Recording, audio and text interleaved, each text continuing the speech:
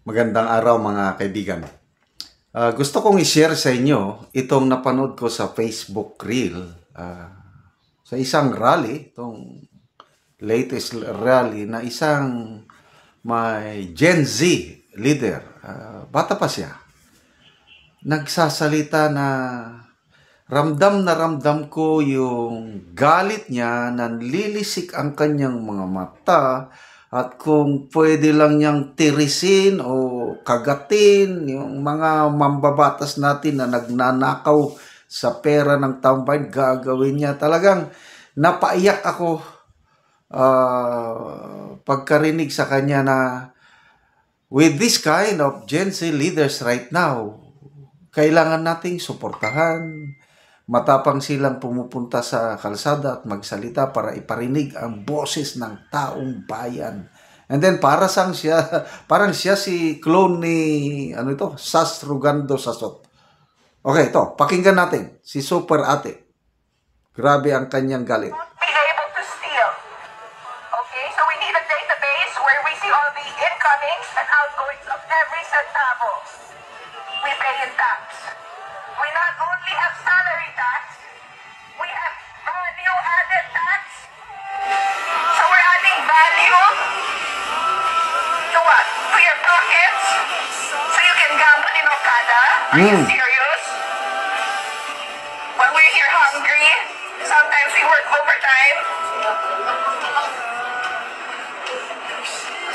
And the receipts cannot come from Treasury. Itutok ko yan. It has to be live. From the vendors themselves, the merchants themselves. It has to be given. Di pwede itukto ang mga resibo. Yung mga katsay nyo, 11K. If 1K lang yan, 10K. Managot kayo! Hanggat hindi ito, until corruption ends, we will never stop. Wow! I may grow old and die, but my children will. Wow! Keep going. We will never stop. We need to make sure they won't be able to steal. Ulitin natin. Okay, so we need a database where we see all the incomings and outgoings of every centavo we pay in tax. We not only have salary tax, we have value-added tax. So we're adding value to what? To your pockets? So you can gamble in Okada? Are you serious? When we're here hungry, sometimes we work overtime. And the receipts cannot come from Treasury. Itutok ko yan. It has to be live. From the vendors themselves, the merchants themselves. It has to be given. Di pwede itukto ang mga resibo. Yung mga katsay nyo, 11K. If 1K lang yan, 10K. Managot kayo! Hanggat hindi ito, until corruption ends, we will never stop. I may grow old and die, but my children will. Keep going. We will never stop. Ang galing. Kita niya yung mata niya, nanlilisik sa galit mula sa puso. Sana mapanood ito ng mga kongresista kung may konsensya pa sila. But maganda po ito. Sabayan po natin. Mag-ingay po tayo. Lumabas po tayo. Makisama sa mga rally. Kailang, let's make it clear, yung walang violence. Yung makita nila yung millions of Filipinos na nagsasalita, nagsumisigaw, stop it now. Yes, we will never stop. Ako, nasa Mindanao ako Naghahanap ako ngayon dito. Yung September 21, yung rally dito sa Mindanao area, sasama ako. Kasi hindi pwedeng nanonood na lang tayo. Hindi pwedeng sa social media na lang po tayo. Let's go out. May nananawagan na. si General Romeo B. Puques, si General Orlando De Leon, nananawagan na sila sa sangkatawan. Let's go out and march and protest. Ipaalam natin sa kanila na power does not belong to them. Power belongs to us. Kaya, tingnan nyo, ang iba dyan takot na. Yung bahay ng isang kongresista sa isang mayamang subdivision, hindi na mapasok. Yung gate talagang dinoble ang hindi na basta-basta mapasok. Takot na sila sa atin ngayon. Kaya ituloy po natin ito. Hanggang sa dulo ng walang hanggan ang labanan sa korupsyon.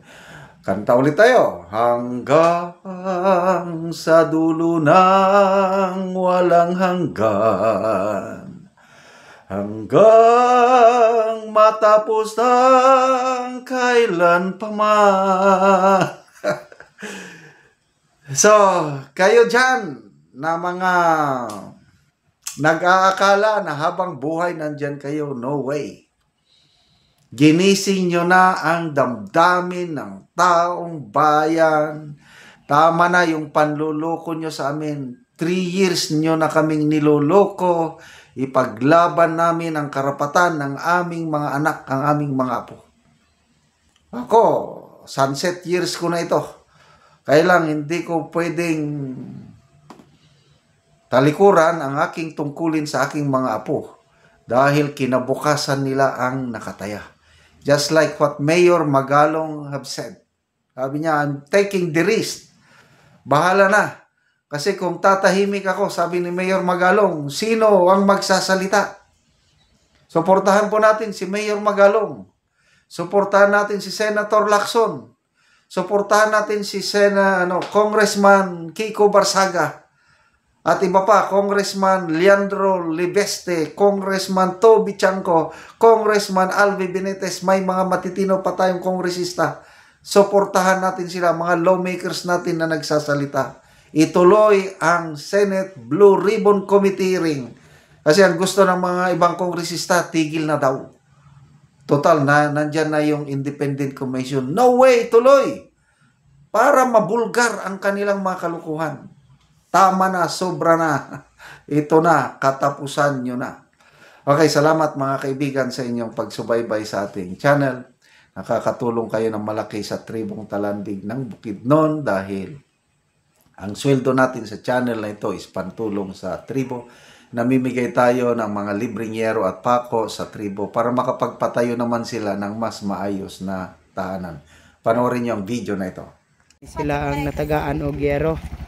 O nagyod ka nang abot na gid ang ilang yero. Sa kandil. Ari luka, ari man di sa kandinaw naka-plaster sa kandil.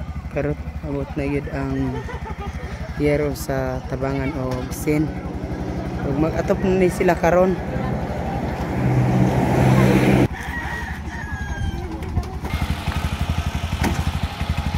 Og sa atin na gid magdala sa iyaha nga yero.